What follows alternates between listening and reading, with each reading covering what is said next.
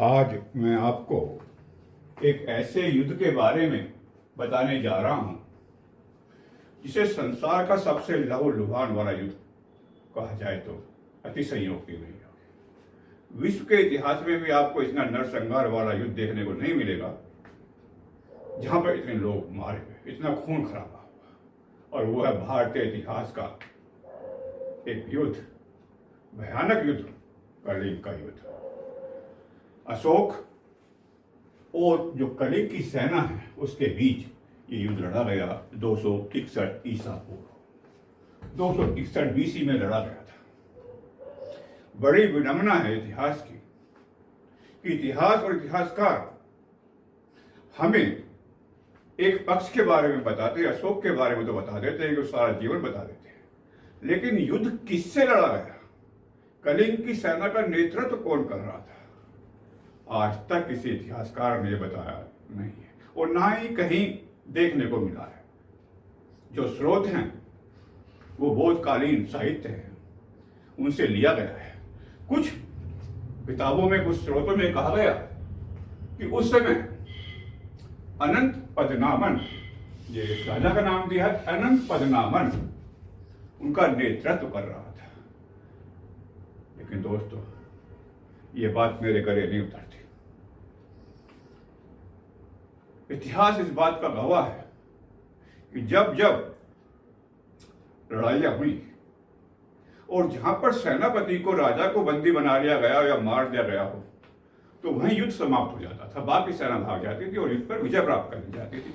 अभी मैंने पिछले एपिसोड में, जो पिछला मैंने आपको युद्ध पढ़ाया था झेलम का, वहां भी तो ऐसे ही हुआ था।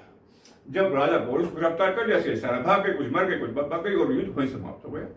लेकिन ये युद्ध नहीं रुका, इतना बड़ा नरसंहार होता गया।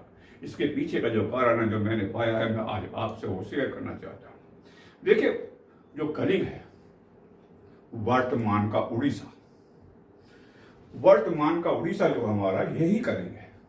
इसमें थोड़ा सा भाग झारखंड का है, थोड़ा सा भाग हमारा पड़ता है ये जो है छत्तीसगढ़ का, उससे मिलकर कलिंग बना हुआ था। नंदवंश जो इससे पहला था, जो का ये एक जैसे जैसे कमजोर होता गया नंदवंश, उससे स्वतंत्र होकर कलिंग ने अपना आप को जो है स्वतंत्र घोषित कर दिया था। अब बनता है शासक अशोक। बिंदुसार की मृत्यु के बाद जो गद्दी पर बैठा है, उसका बेटा अशोक गद्दी पर बैठा था 269 ईसा पूर्व, 269। ये बीसी में बना है शासक जो इस साम्राज्य का। और इतना विशाल साम्राज्य, इतना विशाल साम्राज्य था इसका, अगर मैं मैप में आपको लाऊं तो ये वर्तमान समय का भारत का मैप है। ये सारा अफगानिस्तान, सीरिया, जिसे आज सीरिया कहते हैं, देखिए ईरान, सीरिया, वहां तक ये सारा साम्राज्य था, यहां तक फैला हुआ।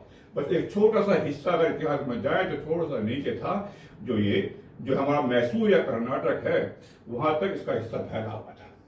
ये थोड़ा सा नीचे बच गया था।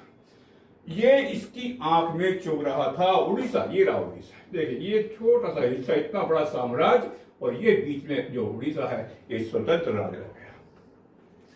दिमाग में आ रहा हो यार, बैठे बैठाए इतने बड़े साम्राज्य के मालिक को इस छोटे से राज्य पर हमले करने की क्या जरूरत है। मैं ये आपसे पूछता हूं, अमेरिका ने ईरान पर हमला क्यों किया, या अंग्रेजों ने भारत पर हमला क्यों किया? यही होते साम्राज्य विस्तार की नीति। हमारा साम्राज्य इतना बड़ा, उतने बड़े हम राजा महाराजा कहलाएं। यही बात इस क्यों हो रही है। एक और बात मैं इसके पीछे बता दूंगा आपको कि क्या कारण रहा था उससे। अशोक बिंदुसार का बेटा था और कुरूप था।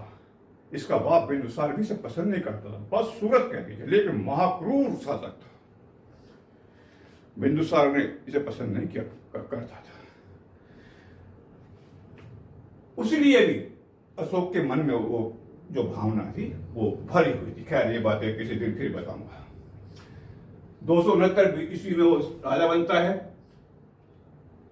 कलिंग, मैंने बताया उड़ीसा, एक इसका नाम उत्कल भी है, जो राष्ट्रगान में आता है ना, उत्कल द्रविड़, वो उत्कल भी इसका नाम है। तो सबसे बड़ी बात जो मैं आपको बताने जा रहा हूं जो मैंने पढ़ी है कलिंग के बारे में, जिसका इतिहास में कोई जिक्र नहीं, कुछ नहीं बताता, एक पक्ष वो साइलेंट है। कलिंग छोटी छोटी जागीरों का साम्राज्य था, एक प्रदेश था, एक राज्य कह लीजिए, छोटे छोटे राज्य थे, खनिजों से संपन्न थे। खनिज आज भी वही उड़ीसा में देख ली, सबसे ज्यादा खनिज उड़ीसा में है हमारे।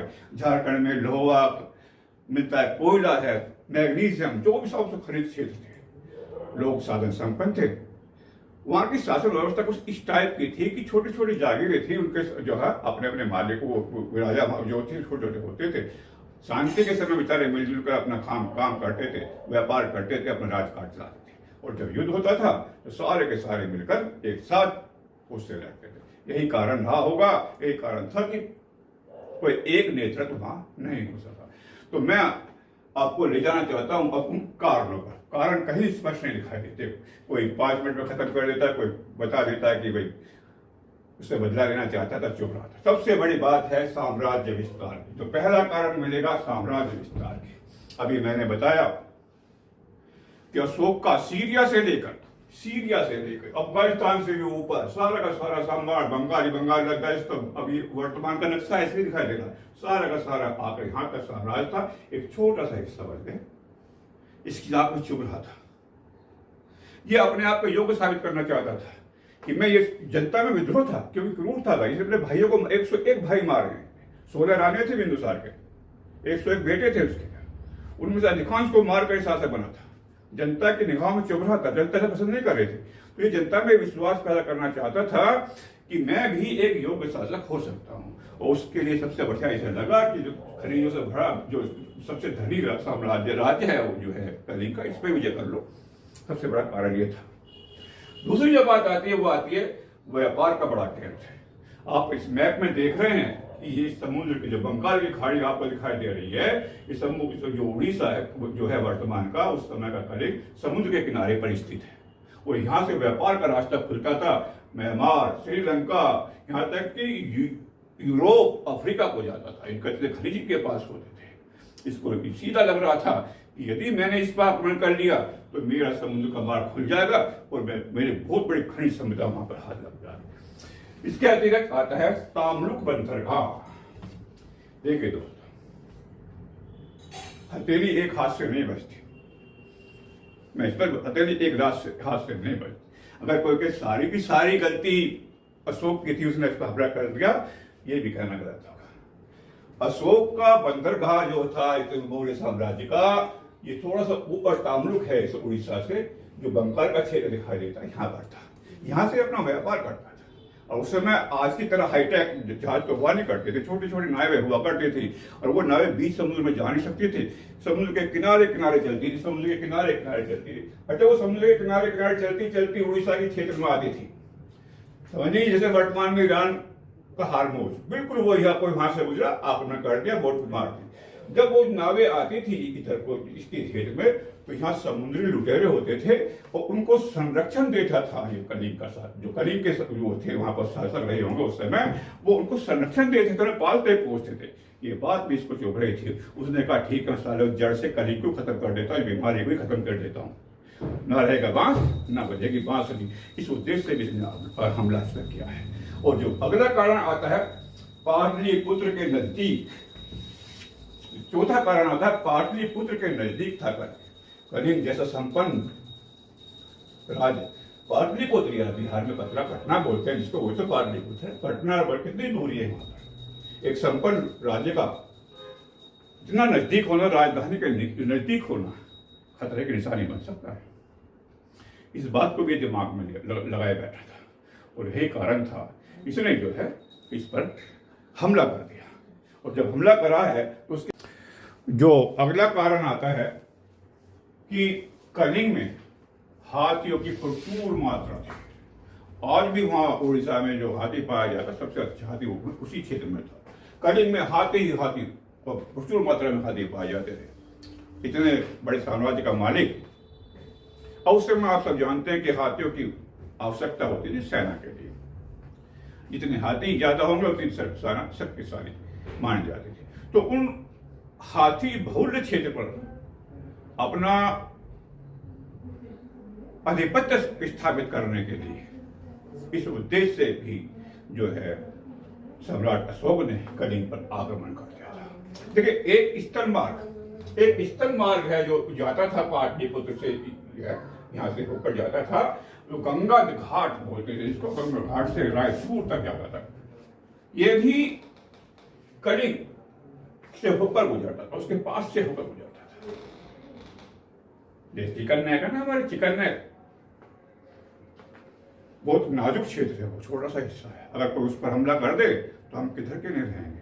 तो ये भी उस बात को ध्यान में रखे हुए था कि अगर किसी कारण कलिंग ने उस पर कब्जा कर लिया तो वो बहुत बड़े क्षेत्र को जो ये है सबको अलग कर देगा हम मुझसे। इस उद्देश्य से उसने इस पर हमला किया था। और सबसे बड़ी बात जो कलिंग का विदेशों से व्यापार था, इसका व्यापार मैंने पहले ही बताया, विदेशों से व्यापार होता था, यूरोप से होता था, वहां जो है लंका से, बर्मा से, सब जगह से व्यापार होता था। तो ये उस व्यापार पर अपना आधिपत्य जमाना चाहता था। तो दोस्तों, ये कुछ कारण ही बताए मैंने, बहुत संक्षिप्त में समाप्त करना चाह रहा हूं मैं, इसलिए इन्हें बहुत ब्रीफली बताया। बहुत सी बातें होती हैं जब दूसरे पर हमला करता है कोई, तो उस बातों को ध्यान में करते हुए अशोक चल पड़ता है पाटलिपुत्र से। अशोक पाटलिपुत्र से चल पड़ता है, जो वर्तमान में पटना है। लगभग ऐसा इतिहासकार कहते हैं कि जो है ये पाटलिपुत्र से चलता है, और ये चला है इसके किनारे किनारे, इधर से चला है किनारे किनारे, समुद्र के किनारे का, महानदी के किनारे का, इस तरह से चलकर यहाँ कलिंग पर आता है। एक बहुत बड़ी सेना लेकर, इतिहासकार तो 6 लाख बताते थे कि 6 लाख तो नहीं कर, 1.5-2 लाख सेना लेकर ये वहां से चला। एक सेना जब चलती है तो 1 या 2 दिन में तो आती नहीं है वो। जो कहा जाता है इतिहासकारों द्वारा कि एक जो सशक्त सेना होती है एक दिन में लगभग 16 किलोमीटर चलती है, और ये इतनी दूर है, कम 900 किलोमीटर की दूरी थी। तो इसको आने में लगभग 2 महीने लगे हैं, 2 महीने के तैयार, 2 महीने तो सेना को यहां तक कलिंग तक पहुंचने में लगे। उसके लिए वर्षों से पहले तैयारी कर रहा था, इसलिए तो बहुत जब कलिंग के युद्ध में आ गया और इसने कलिंग पर हमला हो गया। अब यहां विडंबना आती है कि कोई पक्ष, कोई इतिहास ये नहीं बताता कि कलिंग के युद्ध का नेतृत्व कलिंग की साइड से कौन कर रहा था। युद्ध होता है, बहुत बड़ी सेना, भीषण युद्ध हुआ। कलिंग की प्रत्येक जागीर वो जागीरों का समूह था। कलिंग कोई एक किसी के नेतृत्व में है, वो जागीरों का समूह था। इसलिए इतिहास भी किसी एक राजा का नाम लेने से स्पष्ट नहीं कह पा रहा, नहीं लिख पा रहा। वहां प्रत्येक जागीर को होता जा रहा है, मारता जा रहा है, काटता जा रहा है। भीषण नरसंहार, क्रूर तो था ही, उस समय पूरी क्रूरता पर था। एक बार बिंदुसार ने भेजा था इसको उज्जैन पर इस पर हमला कराने के लिए। जब बिंदुसार का शासन था तो उज्जैन में विद्रोह होने लगे थे, और यहाँ ये जो है फिर इसको भेजा था अशोक को उसे दमन करने के लिए, और अशोक ने जाते ही वहां ऐसा दमन किया, फिर उन्होंने जो कभी सर उठाकर नहीं देखा था। इसने उन्हें मारा, काटा, 3 दिन तक युद्ध चलता रहा। और जब युद्ध समाप्त हुआ तो चारों तरफ युद्ध के मैदान में लाशें ही लाशें पड़ी हुई थी। किसी का हाथ, किसी का सर, किसी का पैर कटा हुआ था। इतनी चित्कार बताते हैं इतिहासकार कि इतनी चीखें थी मैदान में कि वो आकाश तक जा रही थी, दूर दूर तक आवाज जा रही थी। छोटा सा बच्चा अपने पिता के लग कर रो रहा है। जो औरतें विधवा हो चुकी वो अपने पति की जो मरा पड़ा था, जिसका हाथ काट गया, उसके मिलकर रो रही है। दोस्तों, जब अशोक ने ये दृश्य देखा तो उस क्रूर, जिसे हम क्रूर कहते हैं, जिसे हिंसावादी शासक कहते हैं, उसका हृदय हिल उठा। अब ये जो कहते हैं ना प्रभाव क्या पड़ा युद्ध का, युद्ध का क्या प्रभाव पड़ा, बात आती है प्रभाव क्या पड़ा, क्या परिणाम निकला। सबसे बड़ा प्रभाव तो यही पड़ा कि हृदय परिवर्तन हो गया अशोक का। अशोक का हृदय परिवर्तन हुआ है, युद्ध से नफरत हो गई और उसने वहीं पर युद्ध के मैदान में कसम खा ली कि आज के बाद मैं कोई युद्ध नहीं करूंगा। कलिंग पे तो कब्जा कर लिया और फिर उसके बाद उन्हें कलिंग को पुनरुद्धार के लिए और सबसे बड़ी बात कि जो बौद्ध धर्म स्वीकार कर लेता है और उसके प्रचार के लिए इसने बहुत अपने पुत्री को और पुत्र को भी श्रीलंका भेजा है। तो बात की बात हो गई, जो हृदय परिवर्तन हुआ है इसने जो है। लेकिन उस समय तो अशोक सही था, बाद में यही नीति जो इसकी से कहा कि मैं युद्ध नहीं करूंगा, यही नीति इतिहास में मौर्य साम्राज्य के लिए अभिशाप साबित होगी। मौर्य साम्राज्य के लिए अभिशाप साबित हुई, क्योंकि इसने तो युद्ध न करने की कसम खा ली। जो पड़ोसी राज्य थे, जो विदेशी थे, उन्होंने फायदा उठा लिया, वे हमला करते गए और साम्राज्य कमजोर करते गए। जब मौर्य साम्राज्य के पतन के कारण पढ़ेंगे तो उसमें सबसे बड़ा एक कारण यह भी मिलेगा कि अशोक की